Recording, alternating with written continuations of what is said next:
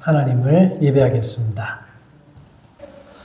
오직 나는 가난하고 슬프오니 하나님이여 주의 구원으로 나를 높이소서.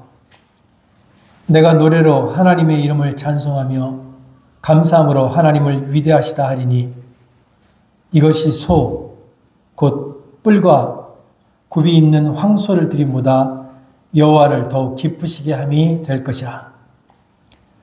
사랑과 은혜가 충만하신 하나님, 거룩한 주일을 맞아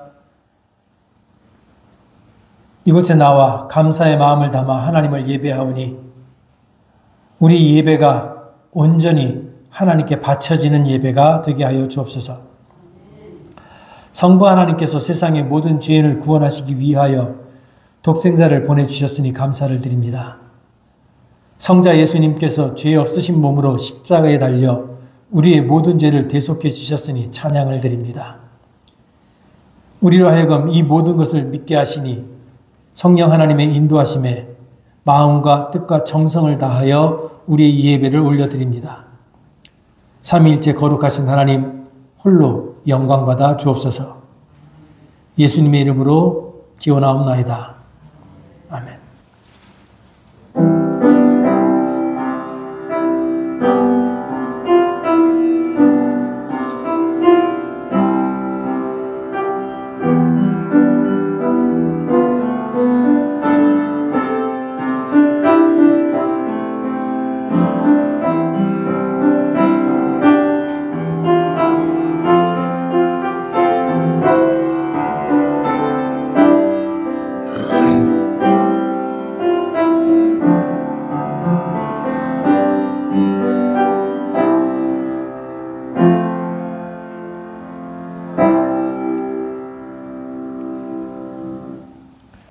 Dear God, as we gather today, we humbly seek your wisdom and guidance for every member of this congregation.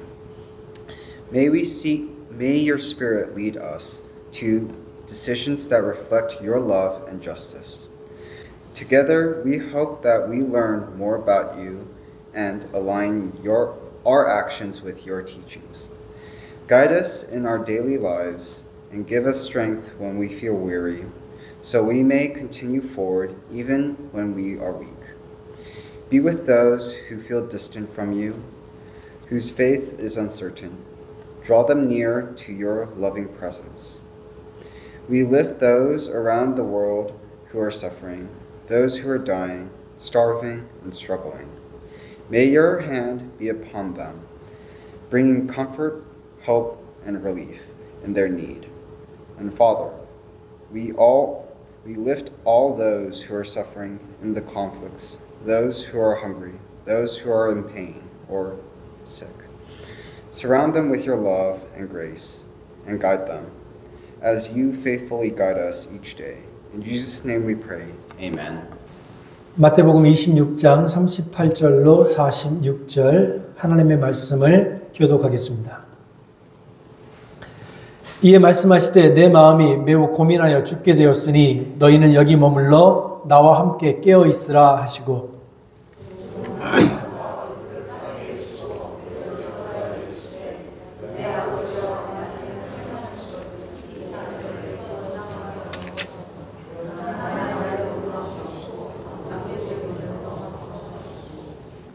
제자들에게 오사 그 자는 것을 보시고 베드로에게 말씀하시되 너희가 나와 함께 1시간도 이렇게 깨어 있을 수 없더냐.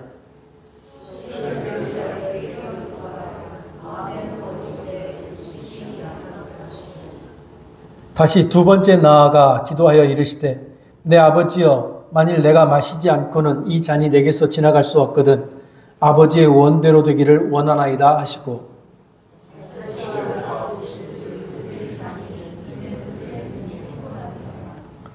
또 그들을 두시고 나아가 세 번째 같은 말씀으로 기도하신 후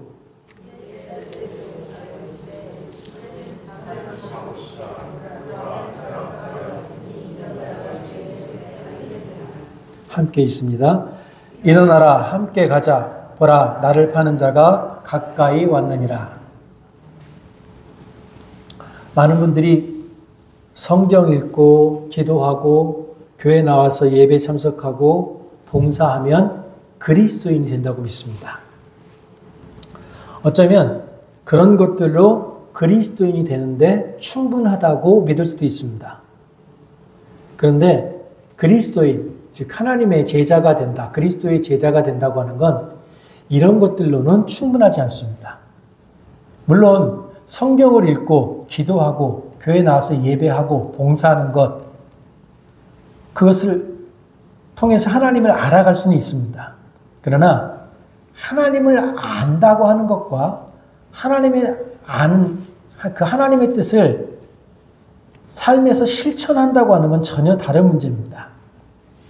이게 얼마나 심각하게 다른 문제인지에 대해서 야고보는 이렇게 말했습니다. 내가 하나님은 한 분인 줄을 믿느냐? 잘하는도다. 그래 놓고 뒤에 이렇게 덧붙입니다. 귀신들도 믿고 떠느니라. 그래서 믿음이라고 하는 건요, 단순한 지적인 동의도 아니고 감정적인 고백도 아닙니다. 만일 귀신도 하나님이 한 분인 줄 알고 믿고 떠든다면 하나님에 관해서 지식이 있다는 것과 하나님을 믿는다고 하는 건 전혀 다른 문제인 걸 우리는 알 수 있습니다. 그러니까 달리 말하면 하나님을 믿는 것은 하나님을 아는 지식에 관한 것이 아니라 그 지식이 삶의 자리에서 실천되는 것에 관한 것이라는 겁니다. 예수님께서 오늘 본문에 보면 겟세마네 동산에서 죽음을 앞두고 기도하십니다. 이렇게 기도하세요. 내 아버지여, 만일 할만하시거든 이 잔을 내게서 지나가게 하옵소서. 그러나 나의 원대로 마시고 아버지의 원대로 하옵소서. 이 기도 시간을 잘 보면요, 예수님은 하나님의 뜻이 무엇인지 아주 분명하게 알고 있었습니다. 그리고 하나님의 의지와 예수님의 의지가 일치가 되지 않았어요. 예수님이 자신의 의지와 하나님의 의지가 일치되지 않으니까 겟세마네 동산에서 하나님 앞에 나가서 엎드려 기도했습니다. 그런데 그 기도를 열심히 한 후에 결국 하나님의 의지와 자신의 의지가 하나로 합쳐지지 않자 예수님은 하나님의 뜻, 즉 자기가 십자가에 달려 죽는 길을 선택했습니다.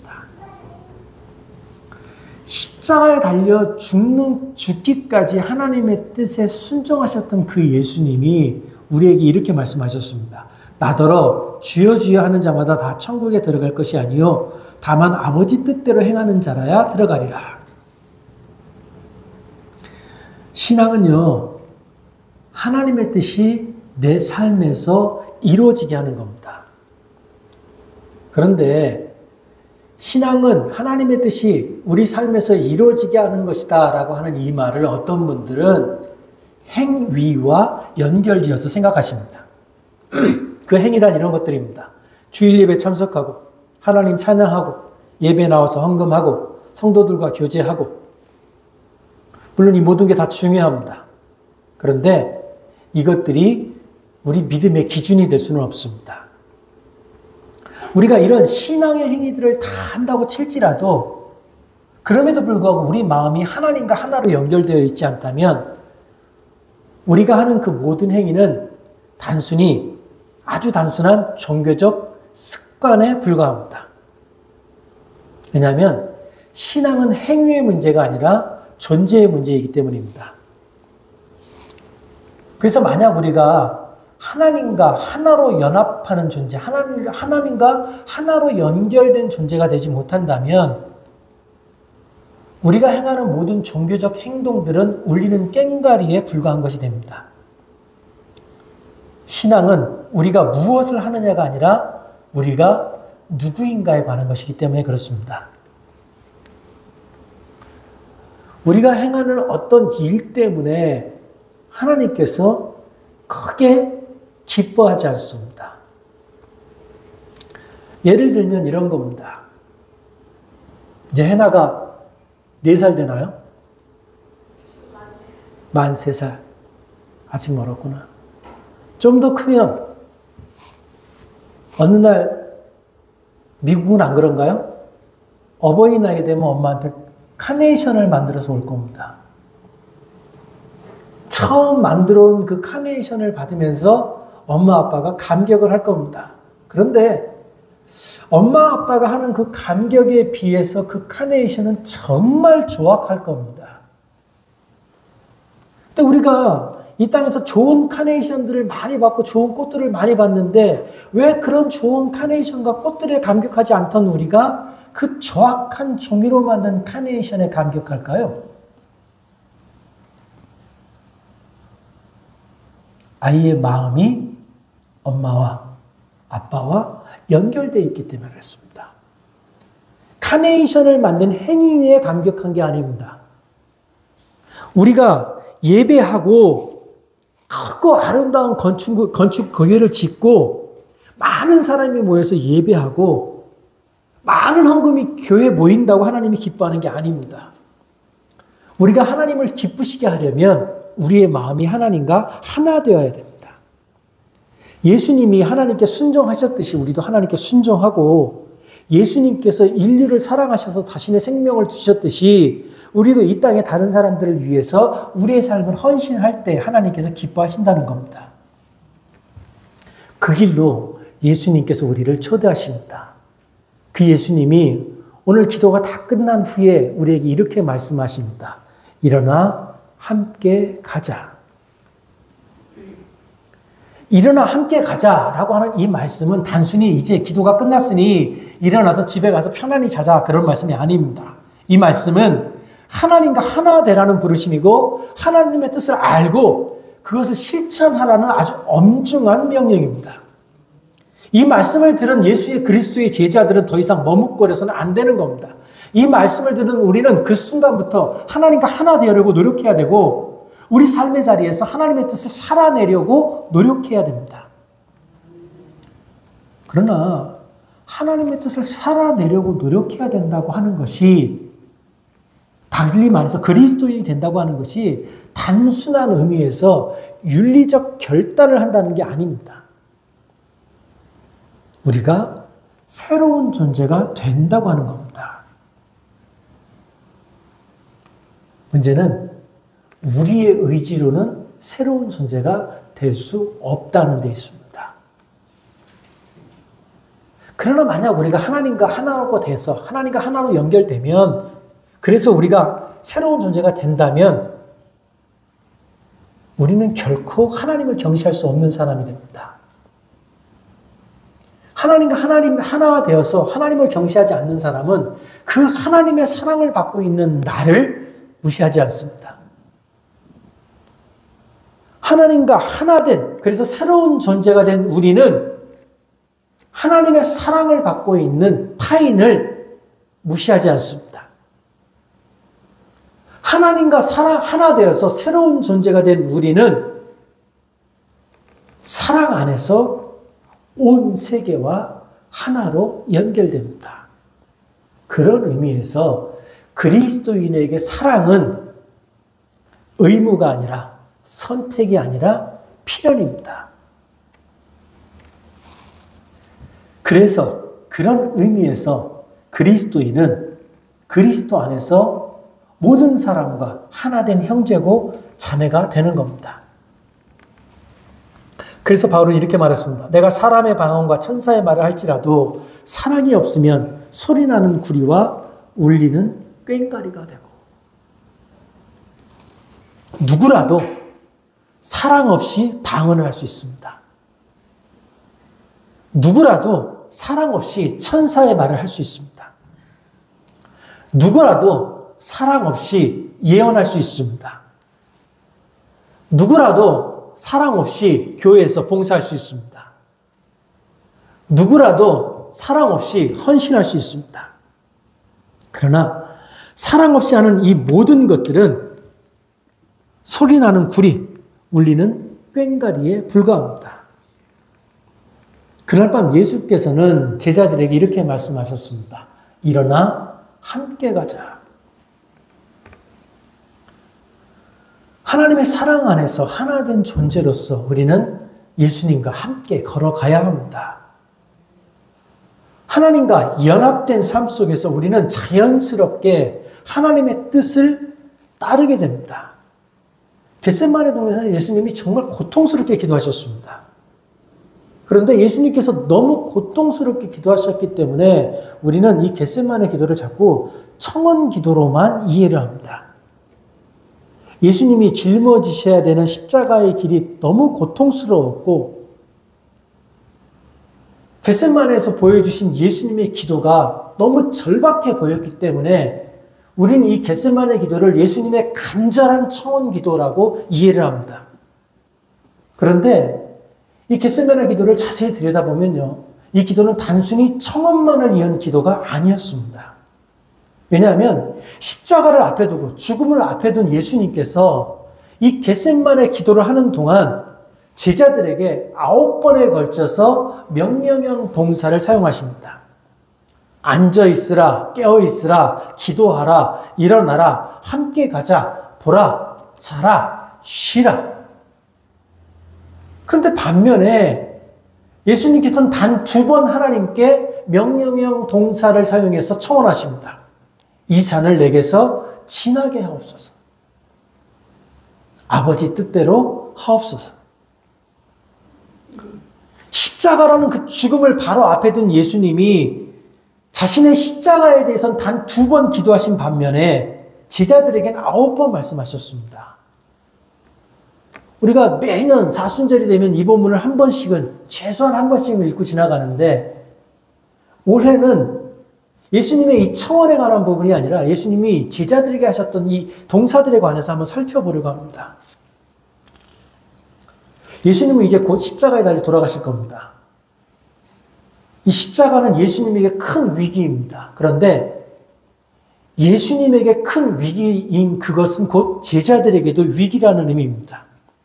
그래서 예수님은 당신이 경험해야 되는 그 위기, 당신이 지나가야 되는 그 고난, 당신과 함께 그 고난의 자리를 걸어가야 되는 제자들에게 그 고난의 순간에, 그 위기의 순간에 그 고난과 그 위기를 어떻게 극복해야 되는지를 이 명령형 동사들을 통해서 우리에게 알려주고 계신 겁니다. 앉아있으라 라고 말씀하셨어요. 고난이 곧 닥쳐오고 있는데 앉아있으라 라고 말합니다. 다윗이 이렇게 노래했습니다. 주께서 내 원수의 목전에서 내게 상을 베푸시고, 여기서 이 상은 밥상을 의미합니다. 그러니까 원수들이 다윗을 죽이려고 막 쳐다오는데, 나를 죽이려고 쫓아오는 그 원수들이 저 앞에 있는데 그 원수들이 보는 바로 그 목전에서, 그들의 눈앞에서 하나님이 다윗이 편안히 먹을 수 있도록 밥상을 차려주셨다는 얘기예요. 그리고 내 머리에 기름을 부으셨고 내 잔이 넘친다라고 말합니다. 팀 켈러는 내 잔이 넘친다라는 이 구절을 이렇게 해석했습니다. 하나님은 우리를 안전한 곳으로 인도하실 뿐 아니라 원수들이 지켜보는 가운데서 우리를 먹이시고 기름 부으신다. 이는 단순한 생존이 아니라 하나님께서 우리 삶에 풍성한 은혜를 베푸신다는 의미다. 앉아있으라. 예수님의 이 말씀은 하나님께서 우리의 삶을 승리로 인도하시고 어떤 어려움과 어떤 대적 앞에서도 하나님께서 우리와 함께 하시고 우리를 존귀하게 하실 것이라는 그 약속을 믿고 그분과 함께 평안을 누리라는 말씀입니다. 그러나 이 말이 우리 삶에 있는 고난을 없이 한다는 말은 아닙니다. 시험에 들지 않게 깨어서 기도하라. 되게 중요한 말입니다. 그런데 시험에 들지 않게 깨어 기도하라 그러면 특히 한국 교인들은 가장 먼저 금식과 철야를 떠올립니다. 금식과 철야가 나쁘다는 게 아닙니다. 굉장히 중요한 겁니다. 인생에 문제가 생겼으면 철야하면서 기도도 해야 되고 금식하면서 기도도 해야 됩니다. 그러나 하나님께서, 예수님께서 지금 말씀하시는 이 깨어있으라는 것은 민감해지라는 말이에요. 하나님께서 지금 이 순간에 나에게 정말로 원하시는 것이 무엇인지 분별력을 가지고 판단하라는 말입니다. 깨어있으라는 이 말은 단순히 눈을 뜨고 있으라는 말이 아니라 하나님의 뜻과 역사하심을 인식하고 그것에 바르게 반응하기 위해서 예민해지라는 말이에요. 근데 우리는 깨어서 기도하라 그러면 금식하고 철야해요. 왜 금식하고 철야합니까? 금식하고 철야하면서 하나님의 뜻을 기어이 꺾으려고 그러는 거예요. 내가 원하는 방향으로 하나님의 뜻을, 하나님의 고집을 꺾어서 내가 원하는 대로 되게 하려고 금식하고 철야하는 거예요. 그런 금식과 기도가 틀렸다는 겁니다. 우리가 금식하고 철야하는 이유는 하나님의 뜻을 예민하게 듣기 위해서입니다. 기도라는 책에 이렇게 나옵니다. 기도는 단순한 요청이 아니라 우리의 영혼이 하나님의 현실에,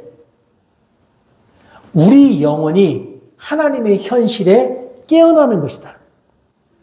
우리는 기도를 통해 하나님의 하시는 일을 인식하며 우리 연약함 속에서 그분을 의지한다. 하나님께서 깨어있으라, 예수님께서 깨어있으라고 하셨을 때 그 깨어있으라는 그 말은 단순히 육체적 피곤함을 얘기하는 말이 아닙니다. 우리 삶에 다가올 그 고난에 하나님이 바라시는 바가 무엇인지 깨닫고 바르게 대응할 준비를 하라는 말입니다. 그런데 우리는 우리 삶에 고난이 닥쳐오면 외면하려고 그래요. 또는 절망해버립니다. 그러나 예수님은 자신의 삶에 닥쳐오는 그 고난을 외면하는 것도 절망하는 것도 거부하셨습니다.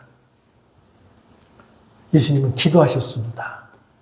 스크루테이프에게 보낸 편지라고 하는 책에 이런 구절이 있습니다.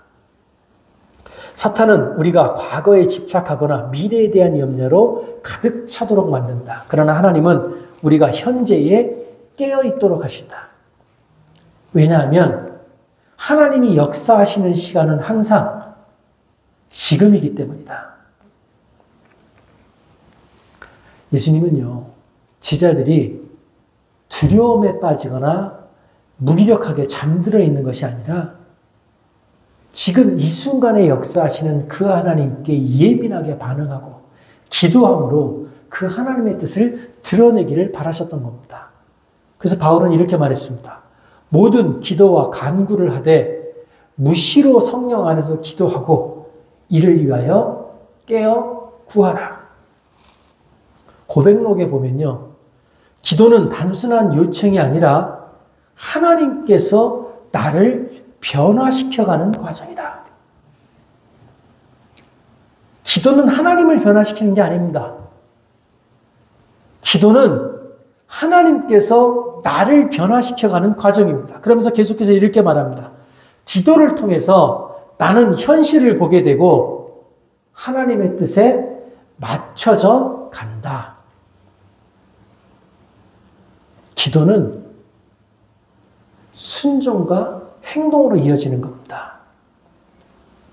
그래서 예수님께서 기도하신 후에 제자들에게 오셔서 일어나 함께 가자라고 말씀하셨던 겁니다. 이 함께 가자라고 하는 건 수동적인 게 아닙니다. 결단하고 나가는 겁니다.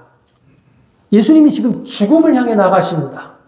그 죽음을 향해 나가시는 예수님이 제자들에게 함께 가자라고 말씀하시는 거예요. 예수님의 함께 가자 그 말은 집에 가서 쉬자는 말이 아닙니다. 십자가를 피해 가자 그 말이 아닙니다. 이제 기도를 통해서 힘을 얻었으니 죽음을 향해 가자라는 말씀인 겁니다. 기도라는 책에서 이렇게 말합니다. 기도는 하나님께 우리의 필요를 알리는 것이 아니라 하나님과 함께 그 필요를 해결하는 과정이다. 진정한 기도는 기도 후에도 계속된다. 기도는 행동으로 나타나야 한다. 그런데요, 예수님이 기도를 마치고 오셨더니 제자들이 자고 있었습니다. 그런 그들에게 예수님이 일어나 함께 가자 그런 겁니다. 순전한 기독교의 루이스는 이렇게 말합니다. 진정한 신앙은 단순히 하나님과 대화에서 끝나는 것이 아니라 그 대화 속에서 우리가 무엇을 해야 하는지 깨닫고 행동하는 데 있다. 제자들은 기도할 시간에 잔인하고 하나님의 뜻을 깨닫지 못했습니다. 그럼에도 불구하고 예수님은 잠에서 깬 그들에게 믿음으로 일어나 함께 가자고 말씀하십니다. 하나님과의 깊은 기도 후에 우리는 그분의 뜻을 따라가야 합니다. 기도는 우리를 현실로부터 도피하게 하는 게 아니라 현실을 이길 힘을 우리에게 주는 겁니다. 현실을 외면하기 위해서 기도하면 안 돼요. 기도원이, 금식이, 철야가 우리가 직면한 그 현실을 외면하기 위한 도구가 되면 안 되는 겁니다. 일어나 함께 가자라는 예수님의 이 말씀을 들을 때 우리는 자신을 돌아봐야 됩니다. 여러분, 우리는 어떻습니까? 여러분, 우리는 기도의 자리에만 머물러 있지 않고 하나님의 응답 속으로 나가고 있습니까? 아니면 우리는 아직도 여전히 기도한 후에도 머뭇거리며 잠들어 있습니까? 여러분, 기도한 후에 믿음으로 일어나 걷고 있습니까? 예수님과 함께 걸어가고 있습니까? 아니면 여전히 자리에 주저앉아 있습니까? 팀 켈러는 설교라는 책에서 이렇게 말했습니다. 기도는 그 자체로 끝이 아니라 하나님께서 우리의 삶을 변화시키고 행동하게 하는 과정이다. 우리는 기도를 마친 후에도 하나님께서 주신 부르심 속으로 걸어 나가야 한다. 예수님의 마지막 가르침은 기도는 기도하는 것에서 끝나는 것이 아니라 그 기도의 응답 속으로 걸어가라는 것입니다. 예수님이 지금 우리에게 말씀하십니다. 일어나 걸어가자. 기도하겠습니다.